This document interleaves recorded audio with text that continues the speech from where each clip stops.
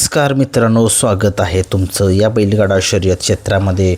ज्या बैलांनी संबंध महाराष्ट्र गाजवला त्यांच्या पाळण्याच्या जोरातून त्या मैदानामध्ये आता पुणे जिल्ह्यामध्ये कोंढावळे या ठिकाणी मैदान होते. तालुका मुळशी, जिल्हा पुणे या ठिकाणी. त्या मैदानामध्ये आपल्या सगळ्या महाराष्ट्राचा लाडका बैल पळताना दिसणार आहे आणि बकासूर तर पळणारच आहे, परंतु त्या ठिकाणी मथुरसुद्धा पळणार आहे अशी माहिती जी आहे ती मिळत आहे अशी माहिती मिळते बरं का मित्रांनो. सगळ्या महाराष्ट्राला माहिती आहे ज्या बैलाने संबंध महाराष्ट्रामध्ये ज्या मैदानामध्ये ज्यावेळेस मालकाची एक इज्जत, मालकाचं नाव ज्यावेळेस पणाला लागतं ना, त्यावेळेस बकासूर चांगलीच कामगिरी करतो आणि दाखवून देतो संबंध महाराष्ट्राला की तो काय चीज आहे आणि कशा पद्धतीनं त्याचा पळ आहे तो दाखवतो सगळ्या जगाला. काल तुम्ही बघितलं कशा पद्धतीनं बकासूरचं नियोजन जे आहे ते आखण्यात आलेलं होतं. आता एक बघूया, एक अंदाजित पहिरा 12 तारखेचा ओपनचं मैदान आहे. 2 लाख रुपये बक्षीस आहे त्या मैदानामध्ये. ओपनचं भव्यदिव्य मैदान आहे आणि मथुरसुद्धा त्या ठिकाणी येणार आहे, लखनसुद्धा त्या ठिकाणी येणार आहे, घोटचा सर्जा असेल, एक म्हणजे सगळे नामांकित नंदी त्या ठिकाणी येणार आहे. परंतु आपण मथुर आणि बकासूरच्या पहिऱ्याबद्दल थोडीशी चर्चा करूया. मथुरचा पहिरा त्या ठिकाणी कोण असेल तुम्हाला माहितीच आहे. खूप दिवस झालं, खूप दिवसापासून मी चर्चा करतो आहे की मथुर आणि सचिन ही जोडी पाळली, परंतु काही कारणास्तव ही जोडी पाळली नाही. काल 100% मथुर आणि सचिन जोडी पळायला पाहिजे होती. सगळ्या महाराष्ट्राचं लक्ष लागलेलं होतं, परंतु काय असं अचानक झालं पण हे पण मला माहीत नाही आहे. परंतु ही जोडी पळाली असती तर निकाल कदाचित वेगळा असता, परंतु सर्जासुद्धा चांगलाच पळाला. शेवटी गाडी पब्लिकनं लागल्यानंतर काय करणार आहे सर्जा तरी, परंतु असो चांगली लढत दिली सर्जाने आणि सचिनने. आता आपण जे 11 तारखेचं जे मैदान होते 12 तारखेचं त्या मैदानामध्ये बघूया असे कोणकोणते मथुरसोबत एक 2 ते 3 नावे समोर येत आहेत. ती पळताना मथुर पळणार आहे त्या मैदानामध्ये. मथुर आता 12 तारखेला कोणासोबत पळू शकतो? मथुर तुम्हाला एक माहिती देतो, शॉटगन मेहरबान या नंदीसोबत आपल्याला पळताना दिसू शकेल. खूप दिवस झालं ही जोडी पळेन परंतु काही कारणास्तव ही जोडी पळत नाही. का पळत नाही ह्याच्याबद्दल थोडीशी चर्चा करूया. कारण की तुम्हाला माहिती आहे शॉटगन मेहरबान एक टॉपचा नंदी आहे या बैलगाडा शर्यत क्षेत्रामधील आणि चांगल्या स्पीडनं पळतो. त्याच्याकडे चांगलं कौशल्य आहे, त्याच्याकडे चांगलं स्पीड आहे आणि दोन्ही खांदी असा हा पळणार आहे, असा हा शॉटगन मेहरबान. परंतु मथुर आणि ही जोडी नुसतीच आपण म्हणतोय पळेल पण कधी पळेल मला वाटते त्या मैदानामध्ये 2 लाखाच्या मैदानामध्ये पळू शकेल. आता मथुर बिनजोडला बिनजोडला कमीच पळवलं पाहिजे, कारण की मथुरचा सीझन जो आहे तो 3 फेऱ्याच्या मैदानामध्ये, खरा मथुर 3 फेऱ्याच्या मैदानात दिसतो. सगळ्या महाराष्ट्राला माहीत आहे मथुरशिवाय मजा नाही. घाट जो आहे तो मथुरशिवाय अपुरा आहे आणि बकासूर तर आहेच, परंतु मथुरशिवाय अपुरा आहे. आता बघूया मथुर आणि मेहरबान शॉटगन ही जोडी पळते की कोण पळते. अजून एक नाव जे आहे ते समोर वारंवार येत आहे मथुरच्या पहिऱ्याबद्दल. मथुर आणि कंदूरचा राजा ही जोडी सगळ्या महाराष्ट्राला माहिती आहे. एकदा मैदान झालं होतं उर्मिलाताईंच्या आपल्या कंदूरच्या राजासोबत, एकनाथदादांच्या कंदूरच्या राजासोबत मथुर पळाला होता आदत मैदानामध्ये. कधी मथुर पळत नाही, परंतु त्या दिवशी पळाला, म्हणजे शब्दासाठी पळाला, ताईंच्या शब्दासाठी पळाला आणि काय जोडी पळवती. पब्लिकनं गाडी पळवते आणि पब्लिकने सुट्टा निकाल जो आहे तो घेतलेला होता मथुर आणि कंदूरच्या राजाने. कंदूरच्या राजाचं नाव जे आहे ते जोडलं जातं त्या ठिकाणी ओपनच्या मैदानामध्ये. पुण्यामध्ये जे मैदान आहे त्या मैदानामध्ये काल कंदूरचा राजा पळायला पाहिजे होता. खरंच खूप लोकांची इच्छा होती, परंतु असो शेवटी त्यांची त्या दुसऱ्या मैदानामध्ये जो आहे काल पळाला होता कंदूरचा राजा आणि त्या ठिकाणी गुलाल जो आहे तो मिळवलेला होता. किती नंबर केला होता कंदूरच्या राजाने जरा कमेंट्स बॉक्समध्ये सांगा. अजून एक 3 नंबरचा पायरा जो जोडला जातो आहे मथुरसोबत. आता मथुरसोबत तो तिसरा जो पायरा आहे तो जोडला जातो आहे त्यांचा सर्जा 1001 आणि तुम्हाला माहीत आहे घरचा साज हा पळताना दिसू शकतो.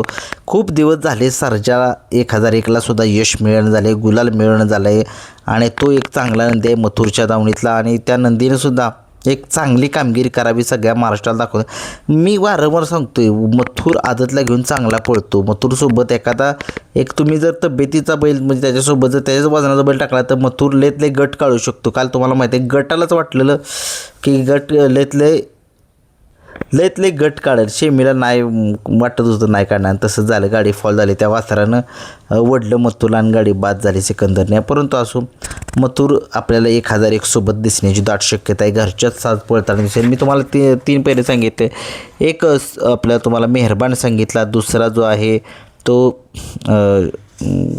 आपला काय कंदूरचा राजा आणि तिसरा स्वर्जा 1000. या तिघांच्या पैकी आपल्याला मथुर पळताना दिसू शकतो 2 तारखेच्या मैदानामध्ये. आता बघूया आपण की 12 तारखेच्या मैदानामध्ये 2 तारखे झालं मैदानामध्ये 12 तारखेच्या मैदानामध्ये आता बकासूरच्या पायऱ्याकडे सगळ्या महाराष्ट्राचं लक्ष लागले. तिकडे सुद्धा बोलूया, कारण की तुम्हाला माहितीच आहे खूप दिवसांनी ही गाडी पळाली. श्रीनाथ केसरीचं मैदान झालं होतं. त्या मैदानामध्ये मथुर ही बकासूर आणि आपला सर्जा दादा ही जोडी पाळली होती, परंतु तुम्ही बघितलं कशा पद्धतीने जोडी पाळली आणि गाडी बकासूरची कडेनंच काय तेच काय समजण्यात झाले. परंतु असं शेवटी नशीब असतं. नशीब की बात आहे. मथुर कमबॅक करेल, पण बकासूरसुद्धा कमबॅक करेल. आणि बकासूरचं तुम्ही काल बघितलं कशा पद्धतीनं बकासूरने काल सामना खेचतच आणला, परंतु त्या फाटीतनं एकसुद्धा गाडी निघाली नव्हती, गट निघाला नव्हता. ती फाटीत जरा थोडीशी खराब होती. सगळे म्हणतील की हारला की हे कारण द्यायला लागला. नाही, खरंच त्या फाटीतून जरा थोडीशी ना गाड्या पळतच नव्हत्या. आणि लखनची सुद्धा गाडी तुम्ही बघितलं त्यासुद्धा फाटीतनं कमी पळाली. परंतु असो शेवटी खेळ आहे. खेळामध्ये हार आणि जीत होत राहते. हा एक पैरा जो आहे तो बकासूरसोबत जो आहे तो जोडला जात होता, परंतु आता ही जोडी मला नाही वाटत लवकर पळेल म्हणून. परंतु मग बकासूरसोबत कोण पळणार आहे? बकासूरसोबत आता एक सगळ्या महाराष्ट्राला उत्सुकता लागले ते मानगरकरांच्या वादळसोबत. पुणे म्हटलं की मानगरकरांचं वादळ बकासूरसोबत कायम पळतं आणि कायम गुलालामध्ये असतं. आणि बघूया मानगरकरांचं वादळ काल पळलं का नाही हेच काही कळणं झालं. आणि जरी पळलं असेल तर मला सांगा कोणासोबत पळालं. हारण्यासुद्धा द्वारलेचा पळाला का नाही काय कळणं झालं. कुठल्या गटात पळालं ते सुद्धा काही कळलं नाही. थोडंसं कमेंट्स बॉक्समध्ये सांगा की नक्की हे नंदी कोणाकोणासोबत पाहिले. वादळ आणि बकासूर जो आहे तो 12 तारखेला आहे. तर बकासूर 12 तारखेला दिसणार आहे तुम्हाला. बघूया कशा पद्धतीने यांचासुद्धा पैरा जुळून येतो. अजून एक नाव म्हणजे तुम्हाला 3 पैरे सांगतो मी, 3पैकी एक असू शकतो. दुसरा जो आहे पैरा तो मला वाटते घरचा साज पळताना दिसेल. महाराजला काय काढलं नाही तेच काय मला समजेना. महाराजला काढला पाहिजे. महाराज सगळ्या महाराष्ट्राला माहीत आहे कशा पद्धतीनं त्याचा पळ आहे. तो चांगला पळतोय, कारण की काय होतं आहे पैरे थोडंशी फिसकटले की मग महाराजचं होतं कॉम्बिनेशन जुळते. आणि बकासूर महाराज ही गाडी चांगली पळते सगळ्या महाराष्ट्राला माहीत आहे.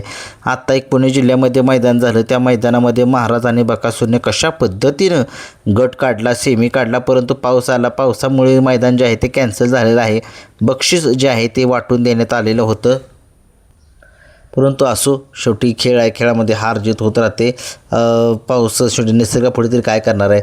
महाराज आणि बकासूर ही जोडी पळावी खूप लोकांची इच्छा आहे, कारण की घरचा साज एक चांगल्या पद्धतीनं पळतोय सगळ्या महाराष्ट्राला माहिती आहे. आणि ही घरची गाडी म्हटली की सगळ्या महाराष्ट्राचं लक्ष लागतं की महाराजसुद्धा आता एक चांगल्या फॉर्ममध्ये आला आहे. चांगला फॉर्म तो कवर करतो आहे आणि अशाच फॉर्ममध्ये तो कायम राहिला तर 100% बकासूरच्या पावलावरती पाऊल ठेवल तो. पण बकासूरची जागा घेणं एवढी सोपी गोष्ट नाही. बकासूरची जागा तो घेऊ शकत नाही.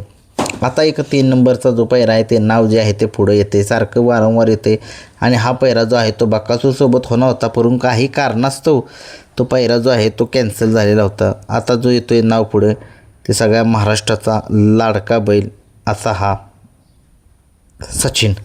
सचिन आणि बकासूर ही जोडी आपल्याला पळताना दिसणार आहे असं मला वाटते. असं संकेत मिळत आहेत, कारण की त्यांची मी इंटरव्ह्यू घेतला होता. त्यांनी सांगितलं 10 तारखेच्या मैदानामध्ये कर्जतमध्ये आपल्याला सचिन पळताना दिसू शकतो बकासूरसोबत किंवा मथुरसोबत. आता मथुरचं नियोजन जे आहे तुम्हाला सांगितलं मी कशा पद्धतीने होणार आहे, परंतु बकासूरसोबत सचिन पळताना दिसू शकतो, कारण की मोठं मैदान आहे. आणि पैऱ्यांची तुम्हाला माहिती आहे खूप लोकांना अडचणसुद्धा अलीकडे यायला लागली.